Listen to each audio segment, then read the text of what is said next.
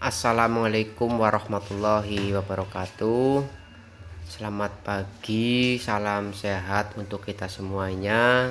Semoga kita selalu dalam keadaan sehat dimanapun kita berada.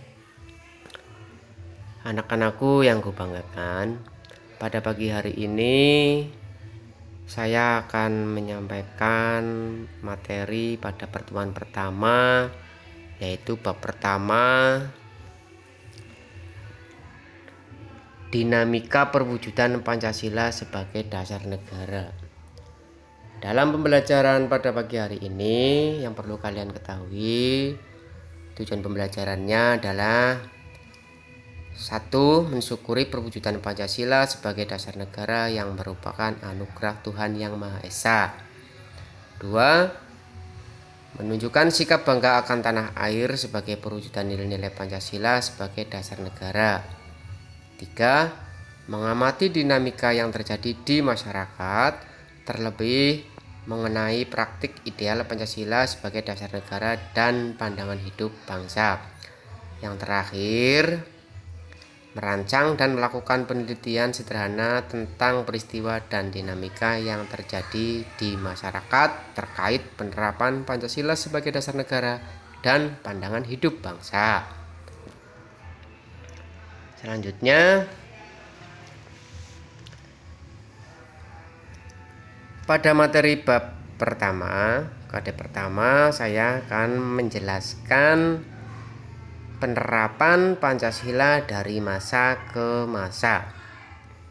Pada masa awal kemerdekaan Indonesia, yaitu tahun 1945 sampai dengan 1950, Pancasila mendapat banyak tantangan dari berbagai pihak.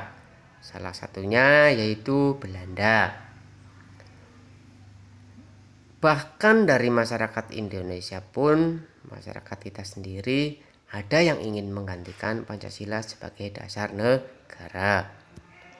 Salah satunya terdapat upaya-upaya pemberontakan yang ada di negara Indonesia. Itu ada beberapa tempat, yaitu pemberontakan PKI. Pemberontakan PKI ini maksudnya adalah pemberontakan Partai Komunis Indonesia. Yang kedua, pemberontakan DI. Pemberontakan DI itu adalah pemberontakan Darul Islam. Yang ketiga, pemberontakan APRA. Apa itu APRA? APRA adalah Angkatan Perang Ratu Adil. Yang keempat, Andi Aziz. Yang terakhir, pemberontakan RMS. Pemberontakan RMS itu adalah pemberontakan Republik Maluku Selatan. Selanjutnya,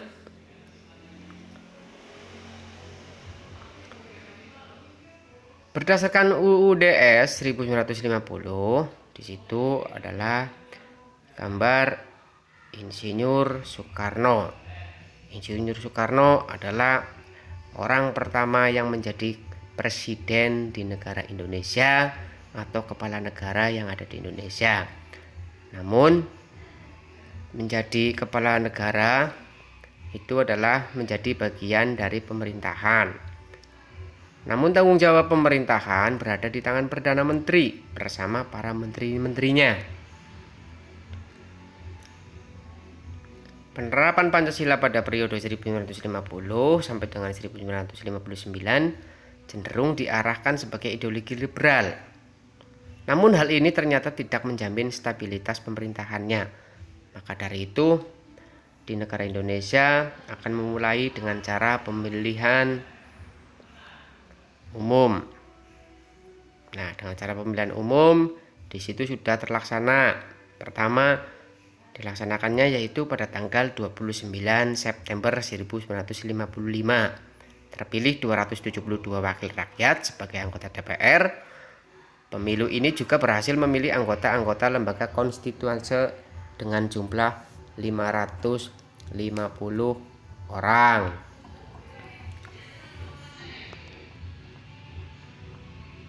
Pada tahun 1950 sampai dengan 1959, muncul juga sejumlah pemberontakan yang akan bertujuan melepaskan dirinya dari negara Republik Indonesia, yaitu pemberontakan DI yang tadi awal saya jelaskan, pemberontakan PRRI, dan pemberontakan Permesta. Di situ ada tugas individu, ada 4 tugas, ya.